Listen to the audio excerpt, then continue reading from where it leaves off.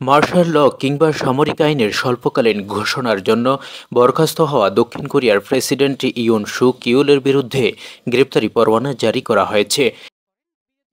সোমবার এক প্রতিবেদনে কাতার ভিত্তিক সংবাদ মাধ্যম আল জাজিরা এ তথ্য জানায়।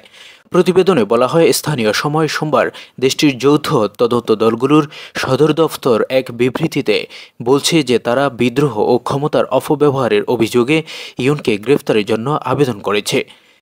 সিউল ওয়েস্টার্ন ডিস্ট্রিক্ট আদালতে ইয়ুন সুক ইউলের বিরুদ্ধে গ্রেপ্তারি পরোয়ানা জারির আবেদন করা হয়েছে। দক্ষিণ কোরিয়ার সাংবিধানিক ইতিহাসে এই প্রথম কোনো প্রেসিডেন্টের বিরুদ্ধে গ্রেপ্তারি পরোয়ানা জারির আবেদন করা হয়েছে।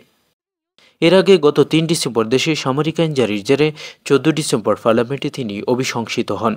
তাকেই বরখাস্ত করা হয়। এরপর ভারপ্রাপ্ত প্রেসিডেন্ট হান ডাক-সু অভিশংসিত হন।